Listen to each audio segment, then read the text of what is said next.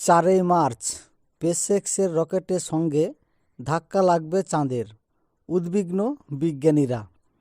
তাই বিজ্ঞানীরা বিভিন্ন পর্যবেক্ষণ থেকে জানতে পেরেছে যে 4 মার্চ তারিখে এই রকেটটি 2.58 কিলোমিটার প্রতি সেকেন্ড গতিবেগে চাঁদে ধাক্কা মারবে, যা প্রতি ঘন্টা হিসাব করলে 5770 মাইলের সমান।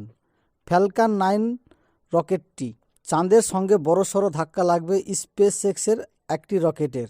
এই তথ্য সামনে উঠে এসেছে, যা নিয়ে রীতিমতো চর্চা শুরু হয়ে গেছে বিজ্ঞানীদের মধ্যে। সেই ধাক্কার ফলে সম্পূর্ণ ধ্বংস হয়ে যেতে পারে স্পেসএক্সের রকেটটি, যার নাম ফ্যালকন 9 রকেট। এলনমাস্ক এর সংস্থা স্পেসএক্স 2015 সালে ওই রকেটটিকে মহাকাশে পাঠিয়েছিল। ফ্লোরিডা থেকে সেটি উৎক্ষেপণ করা হয়। সেটি মূলত স্পেস স্যাটেলাইট। দীর্ঘ 7 বছর যাত্রা করে বর্তমানে সেটি পৃথিবী থেকে 10 লক্ষ মাইল দূরে অবস্থান করছে। 4 মার্চ 2022 তারিখে ওই রকেটের সঙ্গে চাঁদের সংঘর্ষ হবে। বিজ্ঞানীরা এখনও পর্যন্ত আন্দাজ করছেন ওই দিন সকাল 7:25 নাগাদ সংঘর্ষ হতে পারে। নাসা এর কাজের জন্য 2015 সালে ওই রকেটটি পাঠানো হয়। সেটি মূলত একটি স্যাটেলাইট ছিল, অর্থাৎ মহাকাশের আবহাওয়ার উপরে নজরদারি চালাতো ওই রকেটটি।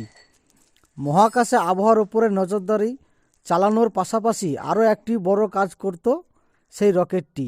কোনো সৌরঝড় তৈরি হলে তা পৃথিবীতে আছড়ে পড়ার 1 ঘন্টা আগে বুঝতে পারত ওই রকেটটি, এবং সেই অনুযায়ী বিভিন্ন সিগন্যাল পাঠাতো পৃথিবীতে।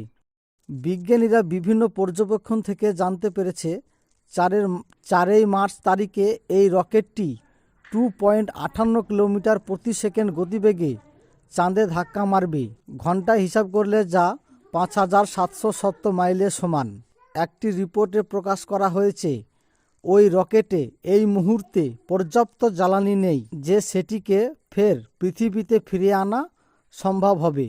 অন্যদিকে শক্তি না থাকার ফলে পৃথিবী ও চাঁদ সিস্টেম থেকেও বের হতে পারবে না। 2015 সাল থেকে এই রকেটটি একটি কক্ষপথে ঘুরছিল, আর সেই কারণেই শক্তি ক্ষয় হয়েছে রকেটটির। যদিও এই রকেটের একদম কোনো অংশটি চাঁদের আঘাত করবে সেই বিষয়ে নির্দিষ্ট করে বুঝে উঠতে পারেনি বিজ্ঞানীরা। তাদের কথায় কিছু বিষয় উত্তর আরও এখনও পায়নি, সেগুলি খোঁজার চেষ্টা করছে। তবে সেই অংশটি খুব কম।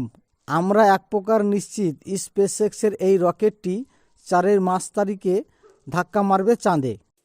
এই রকমইও মহাকাশীয় আপডেট পেতে সবার আগে স্পেস টিউবার চ্যানেলটিকে সাবস্ক্রাইব করে সঙ্গে জুড়ে থাকবেন।